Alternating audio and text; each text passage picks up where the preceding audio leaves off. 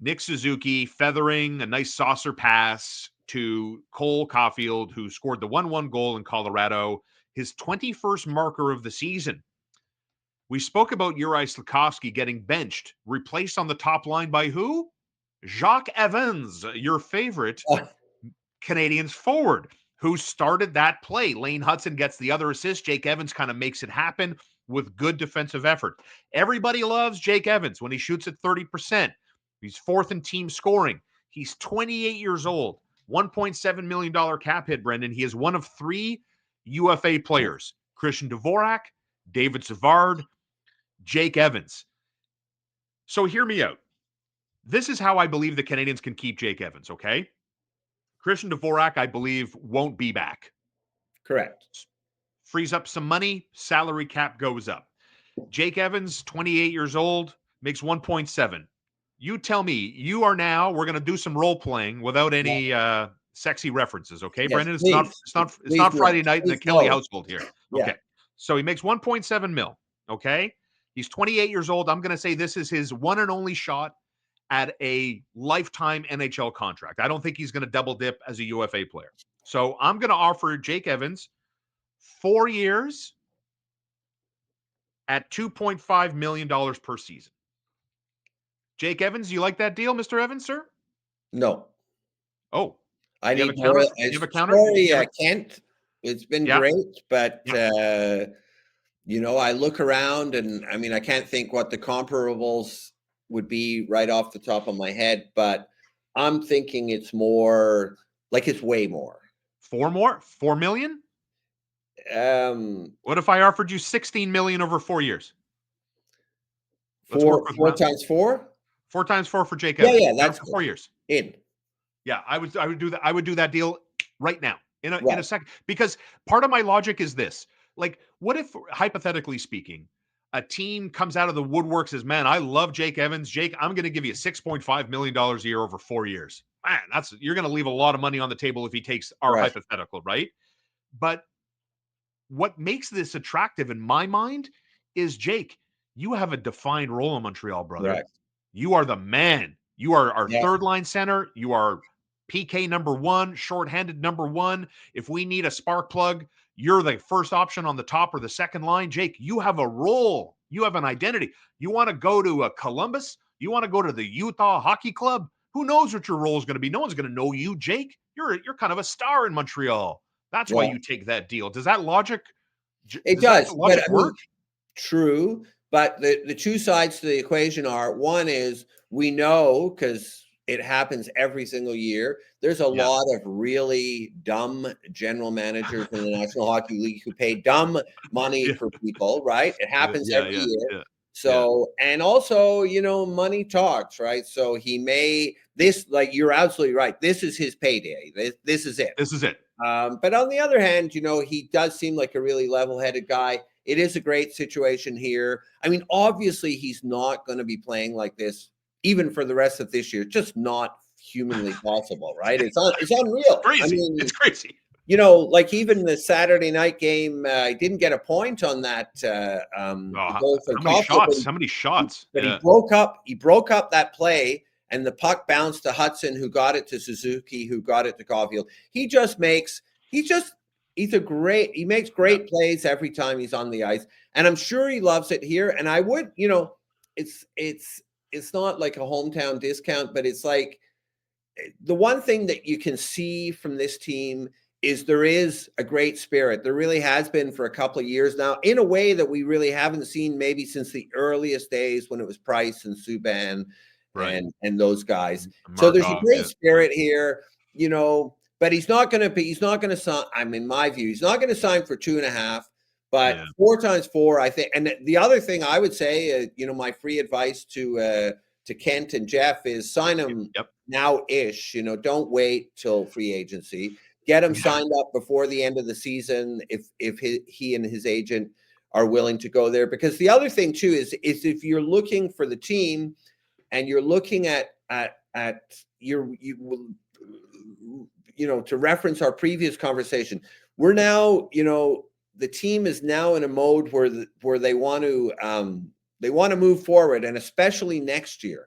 Like Yeah. next year, this team needs to make the playoffs. They need to at least get there. You don't get there without players like Jake Evans. It doesn't have to be Jake Evans, but one of the great talking points, like when people are talking about why rebuilds fail, well, it's the ones where they don't have any good veterans. Like you need those good veterans to be there, people who've been around the block, and the grit players. Like you've got the skill guys. You're going to get Demidov coming up. You got Suzuki, you got Caulfield, you got Hudson. You need these gritty guys. You need the PK guys, and he's got skill. And he's you need players like that. It's so if you could get him and sign him for 4x4, by the trade deadline, I say you do it. You have a threshold you wouldn't cross. What if it went 4x5 for $20 million? Yeah, no, I think that's too much because you know what? You do have to. You got a lot of even yeah, he's a bottom 6 too. Yeah, and you've got a lot of people. You got well. Firstly, you've got the big salaries for the big boys up front. With Slav and Caulfield and Suzuki. But keep in mind, Lane Hudson's getting no point in even speculating, but he's getting humongous bucks coming. So you've got a lot of money you need to dole out.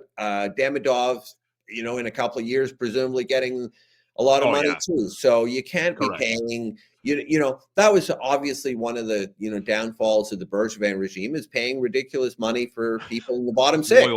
Loyalty. Yeah. I can't wait for us to have a conversation after Demidov has a 130-point season and you and I are talking about 12, 13 million, which is, I love spending Jeff's money. Absolutely. I love spending anyone else's money but my own, Shaun. Preach, brother. Before we move on, let me play the other side of this Jake Evans thing for a second, okay? Just devil's advocate. If I'm Ken Hughes, he isn't perfect, and we saw that. Jonathan Kovacevic to New Jersey didn't really work out. I saw a Nashville Predators beat reporter tweet out on Saturday morning saying, "I'm not so sure about this Justin Barron. He seems to be all over the place." So welcome. This is Justin Barron in Nashville. Alex Carrier, as you've made this point already, has been such a great influence defensively, plays good, reliable minutes. But if I'm Ken Hughes, and I know I'm not perfect, but I've recovered from a couple of decisions, is it not incumbent on the general manager who's overseeing a rebuild? You need to maximize the value of Christian Dvorak, of David Savard, and of course, of your prize pony here. He is the show horse here. He is Jake Evans. Is it not his duty as the manager to maximize the value of this guy who, let's call it right now, I don't think we're ever going to see a better version of Jake Evans than the one we're currently watching. So debate me on that other side of the coin here. Well, I think that's an interesting point, and it speaks to we mentioned the whole thing of the Bergevin loyalty, which was a disastrous concept, and that the flip side of that is it's like Scotty Bowman used to say, don't fall in love, don't be friends or whatever the don't thing is. Don't fall in love with your players, Don't fall in love with your players. So you know what? You should be able to trade anyone, and you sell high, buy low. So that's true, but you know what? They've stockpiled so many picks that coming out their ears, so they don't need more picks. So if you could get a good deal, I suppose, for Jake Evans, and you could get a live player who you believed in and you knew was someone coming up, and they do have, presumably some pretty strong people coming up in the Owen Becks and Michael Hages. So it's not just Demidov. So maybe if the offers are there, but if you're trading him for a second rounder, I think maybe you would have done that in 2021, right? Or even 2022. Right. You're now in 2025 and you're going to start competing. So you need veterans. I mean, flip it a little further is, what about Joel Armia now? Like last year, it was like a running gag, like, oh, let's sign Armia as a joke. Like it was so absurd.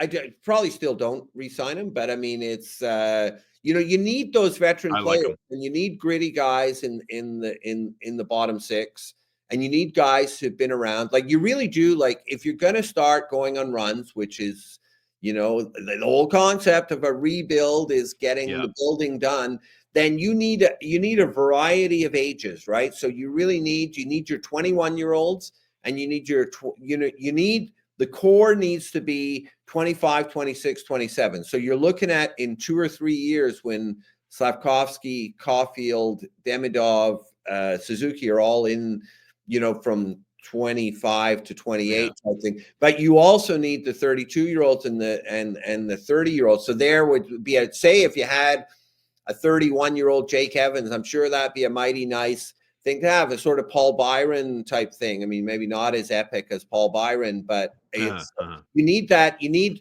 all of those different roles fulfilled. When you think about the 2021 run, the problem with that run was they were all too old, and the young guys were too young. Like Cole Caulfield had played 2 games, and Suzuki had never been in the playoffs. But you really need someone like a Jake. You're going to need people like. It's the old line, Shaun, about the playoffs is you win with your third and fourth lines. And there's so much truth to that, right? I mean, you're going to be playing the best teams. And so your first and second lines will probably even out. And you need those, think in every playoff, there's always those guys. I mean, think back to Paul Byron scoring in 2021, that great goal in the first game against the Leafs. There's always those guys who come, the unsung heroes who come out, and we've been seeing with Jake Evans, he can score those goals. To have a guy, and think of just the use of having a guy on the penalty kill who's always so dangerous that the other team has to worry about him. But you can't go crazy spending on him either. So I certainly wouldn't go beyond 4. And you saw it Saturday against Colorado when he came out of the penalty box and almost beat Dobish with the overtime winner. Arturi Lehkonen helped Colorado win a Stanley Cup. Ask Colorado about timely goals from Arturi Lehkonen that got them a Stanley Cup, to your point about depth players. You got to second guess that trade too. Yeah. But I guess it was so. I don't care, because all I think about is they got Emil Heineman for Tyler Toffoli, so I'm good. Yeah, that's right. That's a good point, actually.